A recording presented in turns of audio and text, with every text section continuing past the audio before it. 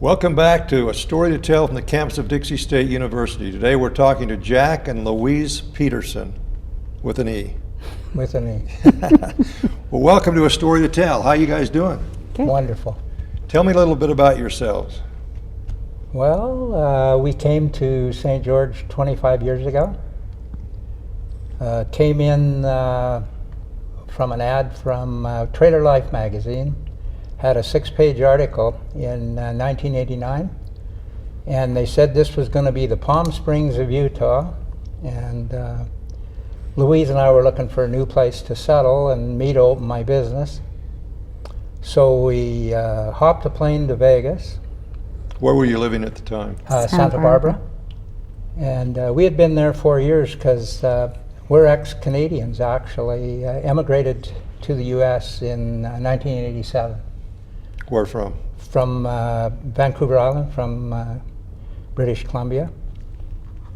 So anyway, we flew over to Vegas, rented a car, got here about midnight, looked St. George over, and Turned around and went back. No, we fell in love with it and looked around, and we had a realtor, showed us around, and it looked like a real good place for me to start a business. And I did a few interviews, like with Walmart, anybody that sold TVs, and ZCMI at the time.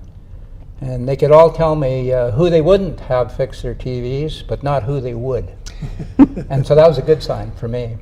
And I've been doing this for a lifetime. Now I've been repairing TVs for 50 years full time.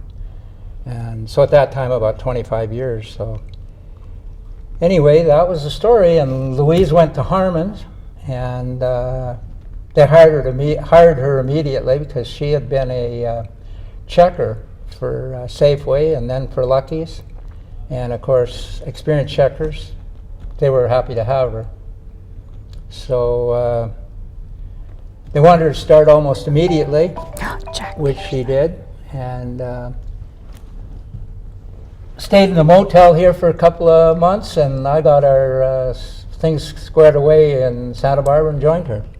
And we bought a home in Bloomington Hills here and loved it, and lived there for 15 years, and finally sold that, built a mountain home, and moved to Rio Virgin Estates, to a seniors park, and been there for 10 years. You like it there? Love it. It's a really well-run seniors park, mostly businessmen out of Salt Lake and Idaho. Snowbirds, they only come about 5-6 months, and they run the park, our board, and they do a marvelous job of running it, and so it's great living. So you were born and raised in Canada? Yes. Both of you? Yes. How did you meet? Let Louise tell you about her background. My dad was Canadian Air Force, so we had 4 years in Germany when I was a little girl. Do you speak German? A little bit, but being from Canada, they made you speak French in school, learning French in school. So we learned French in school and then English, but we lived with a German family, so we picked up a lot of German just being there and speaking with them. And when I was 10, we went back to Canada, moved to Vancouver Island. Well, your first in Canada was in Quebec? No. But they made you speak? All of Canada, you have to learn because French. it's a dual language country. You have to learn French from little. Well, I was up there in Canada, in eastern Canada for a while, and I ran into the people that only spoke French. Right. In eastern Canada, they only speak Quebec. French. But the rest of Canada, they make you speak French and English. If you want a job in any of the government positions or anything like that, then you have to speak French as well as English. Well, I was born in Cedar City, Utah, and raised in Panaca, Nevada, and they had us try to learn Spanish in school, but I never learned it. Yeah. I learned 2 words, sí and no. Yeah. So my French is better than my Spanish, but I've have been learning Spanish at the college here Well, that's for the good. last 4 or 5 years.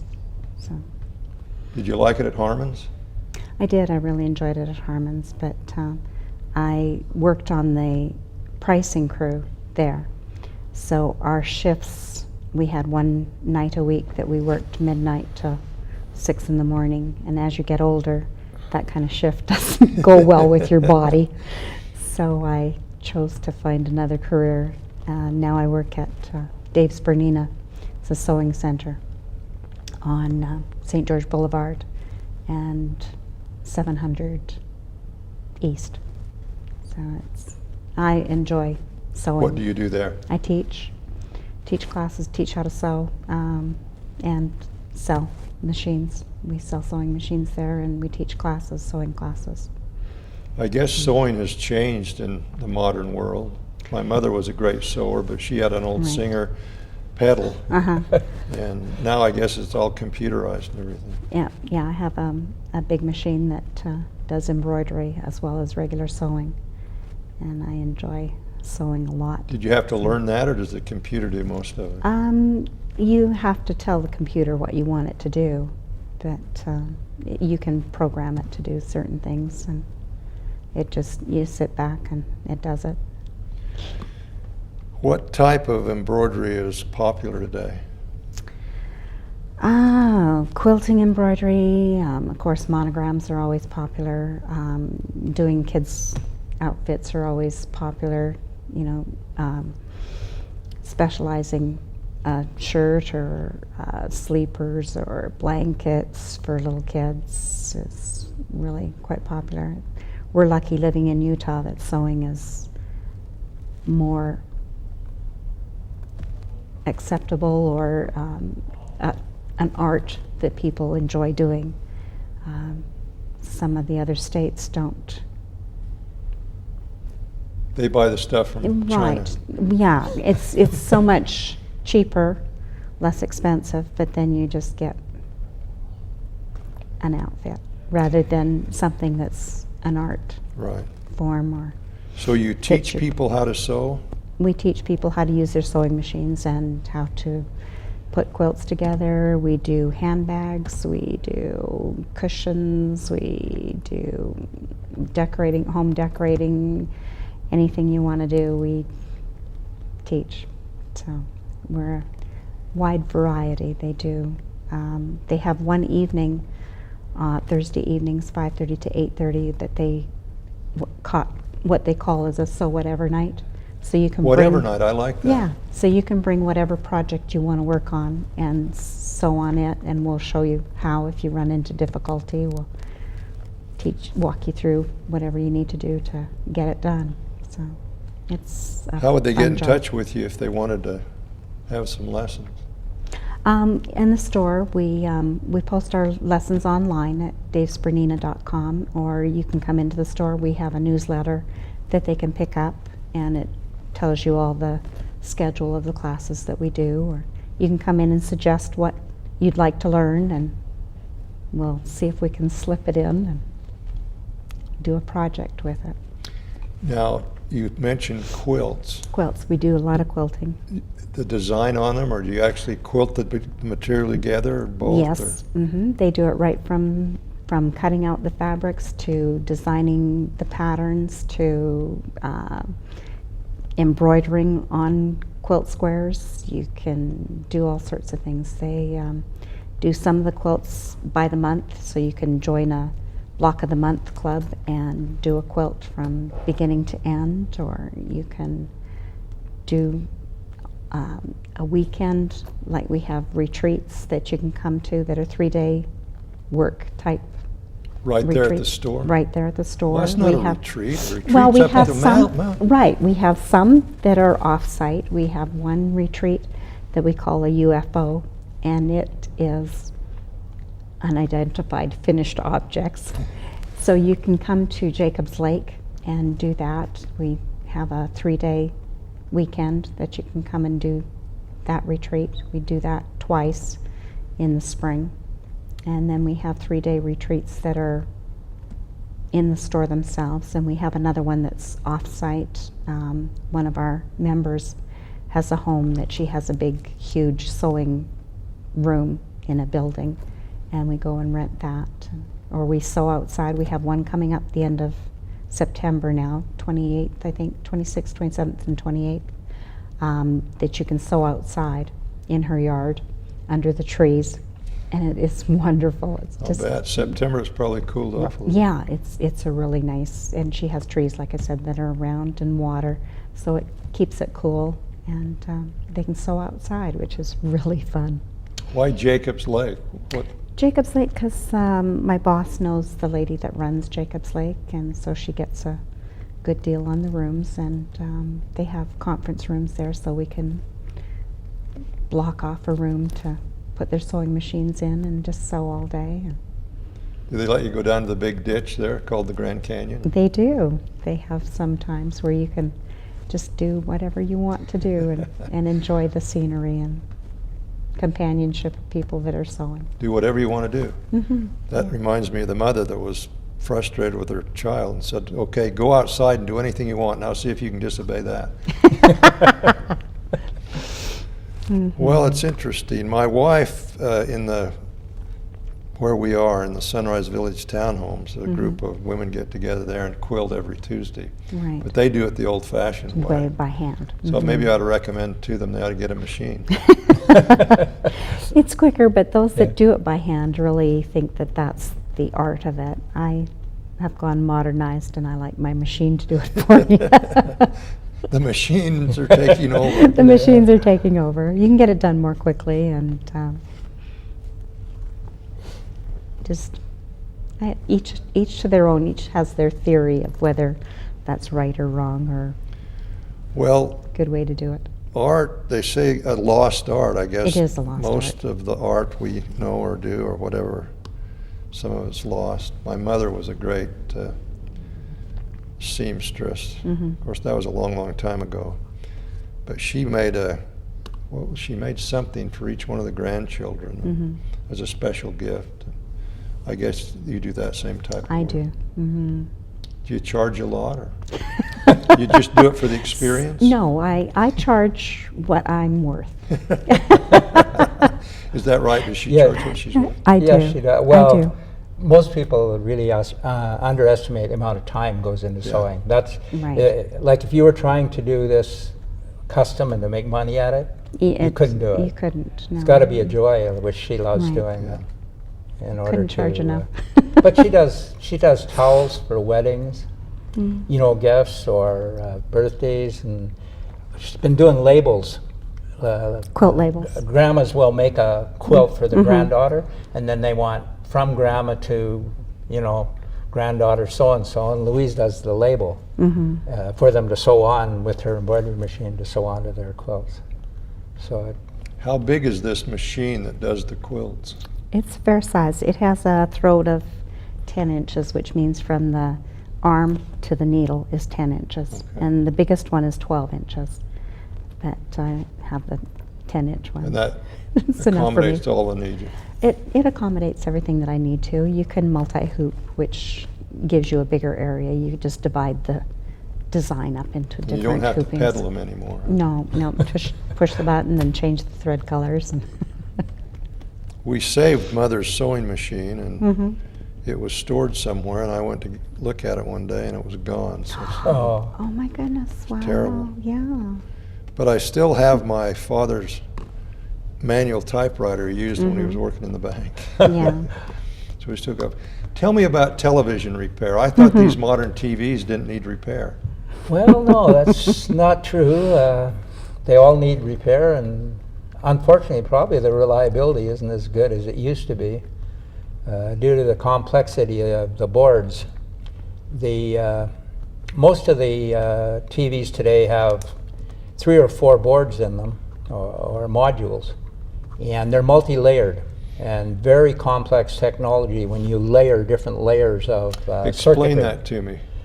Well, what they do is they put surface-mounted devices laid all over the top of the board and then all over the bottom of the board as well. And they talk to each other or are connected from the bottom of the board to the top of the board.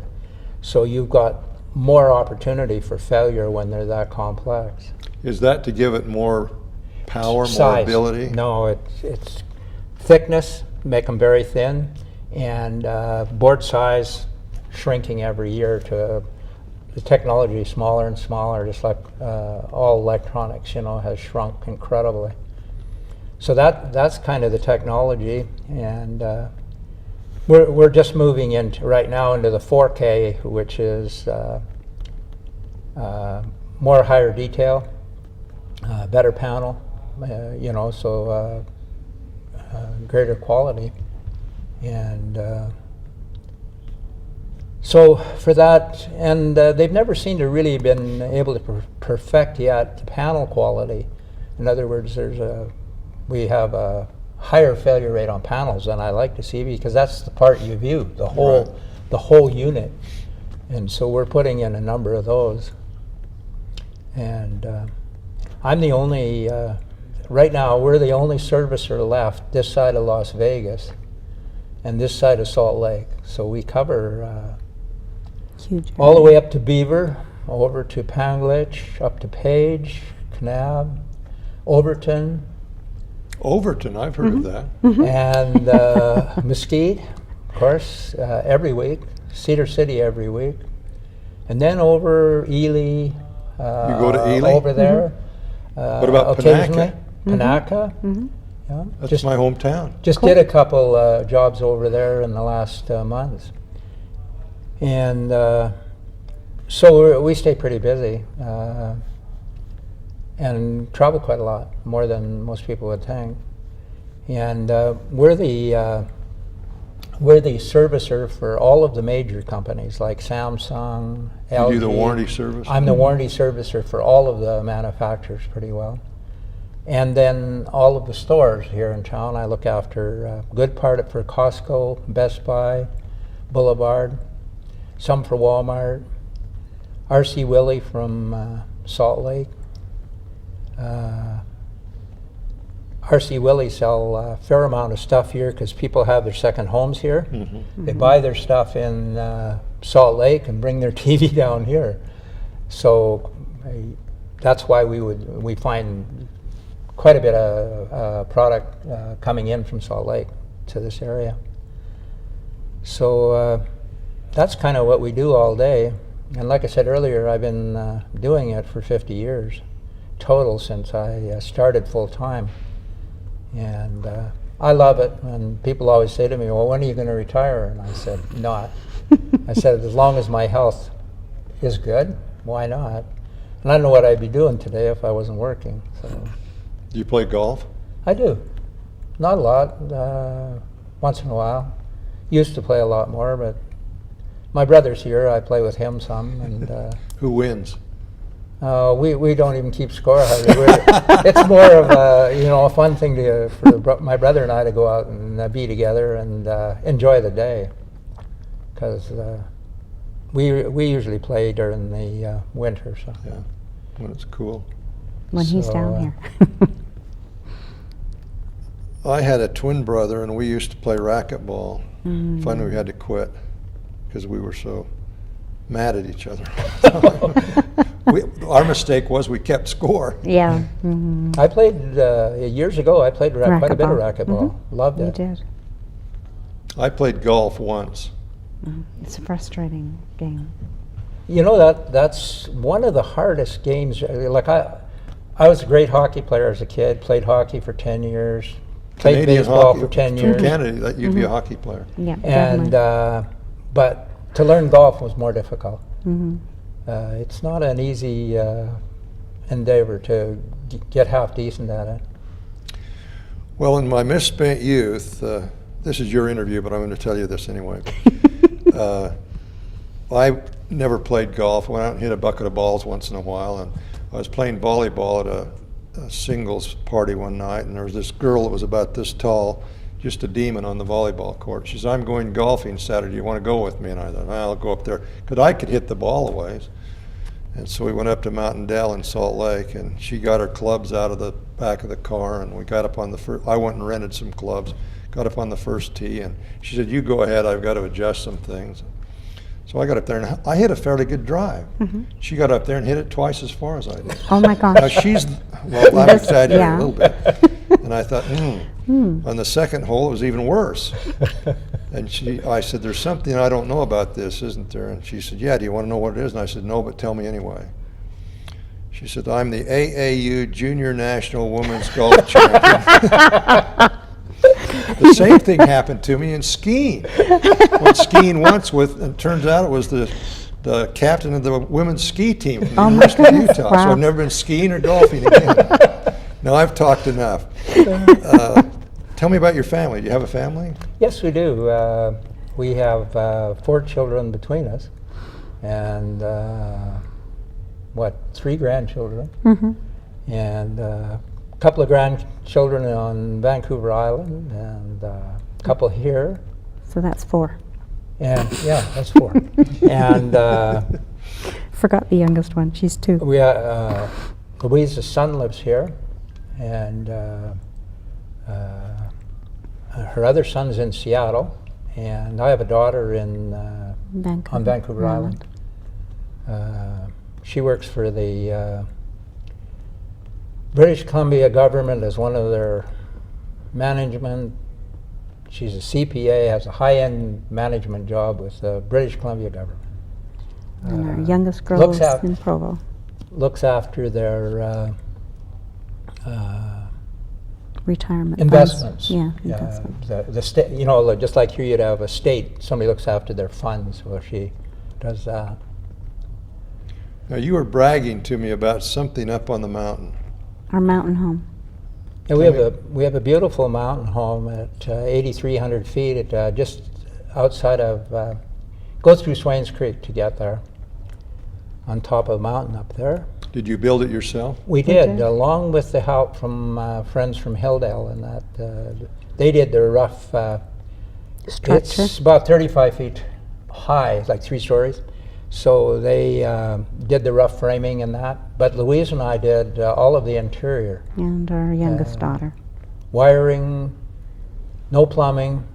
You didn't do the plumbing? No. Or you don't have plumbing? Oh yeah. We have plumbing. Yeah, it's and it's totally self-contained It's off home the in grid. that we have our own sewer, Mhm. our own water, and Own power. fully solar powered. Solar powered. Fantastic. And it has run. We've had it about 14 years since we initially started it, and it's run on solar power. It's all 110 volts, same as any house, and we can go about 4 days. We were just there for 4 days last week, and we can run the full 4 days off the batteries, and have television, microwave, everything off solar. A microwave? Oh yeah, it'll run anything, or run a power saw, or whatever you want. Just a regular home. Just like any home. And so it's pretty cool. What do you do for fun? Oh, we have a boat over at Lake Powell, and we just got back from that. We took 10 days off, and so we spent 5 days over at Lake Powell before with our boat, and toured around there a bit, swimming. Do you leave your boat over there? Yeah, we do. There's a fella keeps it inside over there for us. It's actually an interesting boat because it's an old classic. It's called Fiberform, made in Spokane, which that company now is called Bayliner? No. Is it Bayliner? Bayliner, bought them Bayliner. in the early 80s and changed the name. So it's a pretty boat, and it's the old step type, double step, Cabin covered cruiser. roof, full zip in canvas and that. And so it's a fun boat. And Do you water ski behind it? I Used haven't, to. but we have everything on it, and our daughter used to water ski behind it. Do you fish? A little bit, once in a while. So that's a no. I'm not that keen. I on went fishing once. Yeah. Mm-hmm. No, I used to, when we fished up at Duck Creek, at the ponds there, mainly the kids, we'd take them over Yeah, there for an kids evening love that. fish about 6:30 at night. And Aspen Mirror Lake is a great spot for the kids to catch trout. Mm-hmm. Kids have fun. Me too. Well, what's your advice to young people today? Work hard. Put one foot in front get of the away other. from get away from their cell phone and concentrate on something other than that. Get outside. That's the main thing. There's so many. They've lost track, I think, of the outside. You know how wonderful they. And of course, I grew up camping from the time, belonged to the Boy Scouts, then belonged to the Army Cadets, and my great joy was the outdoors always. That's what brought us to to Utah. Was So, all the parks and Utah is just an incredible state for outdoors, so that's why we've loved it here, and have enjoyed all the, as you can hear, all the different things that it offers. And yeah, you used to go skiing when you were younger. and we used to ski. You used to ski? Yeah, we skied for about 20 years. Yeah, then I quit when I don't know, I think when I hit about 65, I decided I didn't need a broken hip. And I had too many Legs. other things I'm doing. Too Well, do many you get other snow? toys. Do you get snow at your mountain cabin? Oh, we a did. lot, We yeah. How much? snowmobile in. Oh, up to 20 feet. 20 feet? Does Oh, it yeah. cover the house? Well, up past the second deck. Yeah, the kitchen windows. How do you protect it from that? Oh, it's built. It was built to take that kind of snow load now. We've got big eaves and good slope on the roof. How steep is the slope on It's the roof? 8-12 pitch, so it's pretty good. That's a good pitch. It gets about 1.5 feet, 2 feet. It slips totally, Hmm. so it's very safe that way. And But- it's on the south side of the mountain, so it gets lots of sun. Well, that's good. Yeah. We've got 1 minute and 15 seconds left. Now, see, I told you. You'd, It'll go by fast Bye. and not. is it over already? What's your final words? I guess the main thing is what I would say, we were so fortunate that we chose St. George. We love it. Hmm. And that's what I tell everybody. My heart is here. And I've lived here, well, we both have lived here longer, I think, than we've lived anyplace else. So. Well, the ex-mayor used to say, either live in St. George or you're going to live in St. George. So a lot of people here that do that. Well, it's been great talking with you. I hope you've enjoyed the interview. We did. Thanks for being with us. This is Lane Ronnow from the campus of Dixie State University with a story to tell. Thanks for being with us.